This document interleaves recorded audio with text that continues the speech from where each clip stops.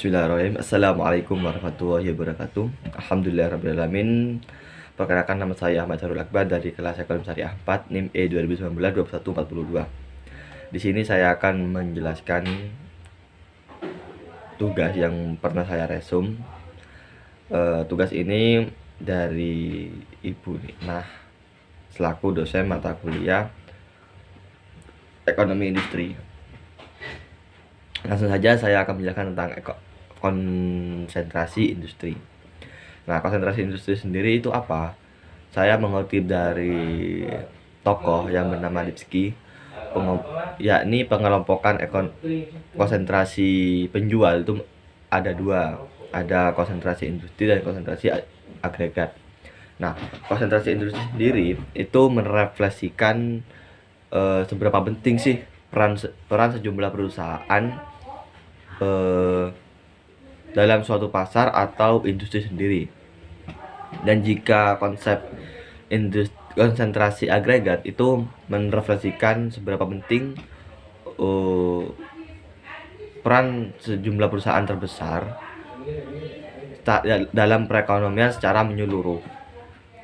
Nah, kajian konsentrasi agregat sendiri itu bisa dijadikan topik analisis yang sangat penting, karena hal ini didasarkan pada beberapa pertimbangan, yang mana yang pertama yakni pertimbangan terhadap ada kecenderungan hubungan positif antara tingkat konsentrasi agregat dan tingkat konsentrasi industri. Nah, yang kedua yakni data terkait konsentrasi yang agregat menjadi sarana untuk memperoleh informasi terkait pentingnya perusahaan besar dengan tingkat verifikasi tinggi yang kemungkinan tidak teridentifikasi melalui indikator konsentrasi industri sendiri. Nah, yang ketiga, yang terakhir, yakni ada konsentrasi agregat itu mungkin dapat berpengaruh terhadap sistem politik dan pengambilan kebijakan industri di suatu negara sendiri. Tuh. Untuk selanjutnya yakni mengenai konsentrasi industri itu sendiri. Nah, konsentrasi industri itu sendiri sangat penting dan sangat utama yang perlu dibahas dalam perindustrian itu sendiri.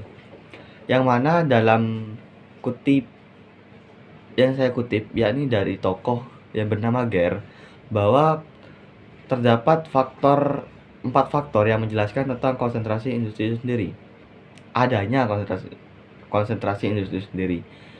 Yakni yang pertama adanya dari faktor nasib baik, dan yang kedua adalah faktor teknis, dan yang ketiga yakni faktor kebijakan dan regulasi pemerintah, serta yang terakhir yakni kebijakan perusahaan sendiri.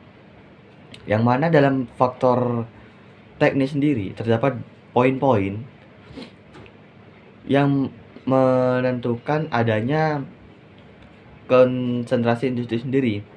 Nah, yang pertama adanya keluasan produk.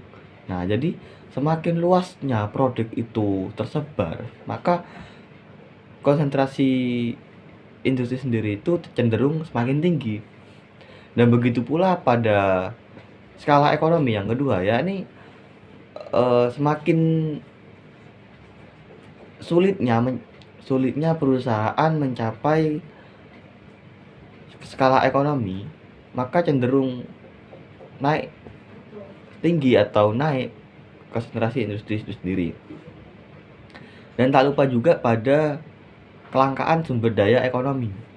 Nah, dan tak lupa kepada pertumbuhan teknologi. Jadi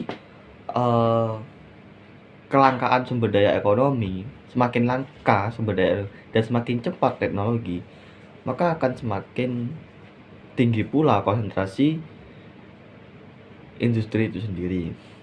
Nah, yang ketiga yakni mengenai kebijakan dan regulasi pemerintah. Nah, kebijakan ini dapat berkorelatif negatif maupun positif dengan konsentrasi industri. Dan sementara itu kebijakan pemerintah yang cenderung menghalangi industri untuk masuk seperti pemberian potensi dan lisensi. Dan yang terakhir ya ini kebijakan perusahaan sendiri, yang mana terkait hal ini kebijaksanaan perusahaan itu seperti manajer atau strategi diferensiasi produk dan praktik bisnis yang sifatnya membatasi perusahaan baru untuk masuk ke pasar, dan kebijakan ini cenderung mendorong peningkatan konsentrasi industri sendiri. Beberapa faktor lain yang telah dijelaskan oleh tokoh lain yakni yang bernama Lipsky, bahwa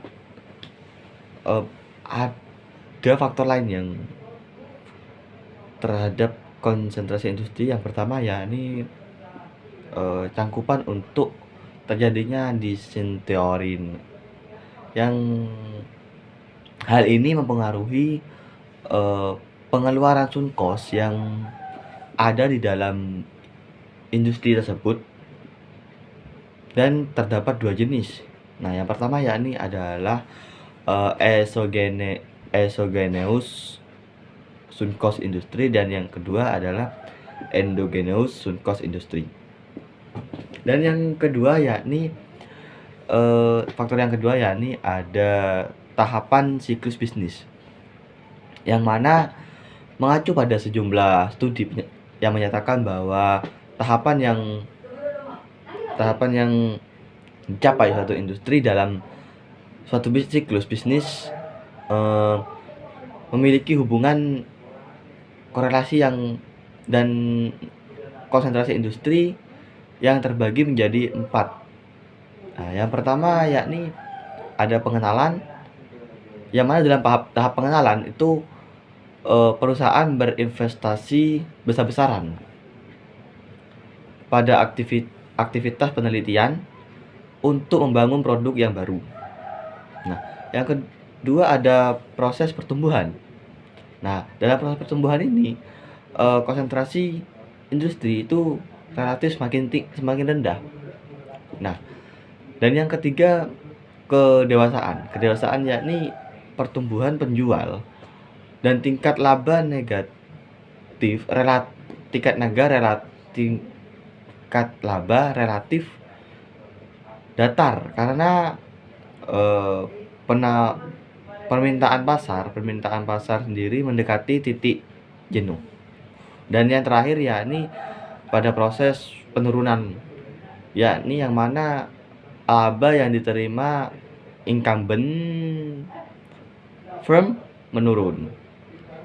Nah, terus yang faktor yang ketiga yang terakhir yakni ada kapabilitas yang khas dan kompetisi inti perusahaan.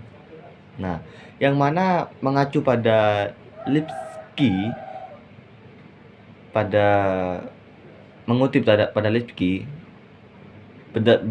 berdasarkan Kai tahun 1993, bahwa kapasitas yang khas itu mencakup elemen-elemen arsitektur,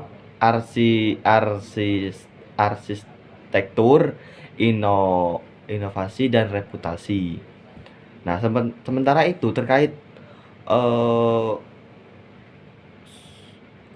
kompetisi spesifik, perusahaan merupakan turunan dari pengetahuan spesifik terkait perusahaan yang mampu menjadi sarana untuk menciptakan dan mempertahankan keunggulan suatu perusahaan. Tuh ya. Dan yang terakhir ya yang saya bahas yakni dominasi perusahaan.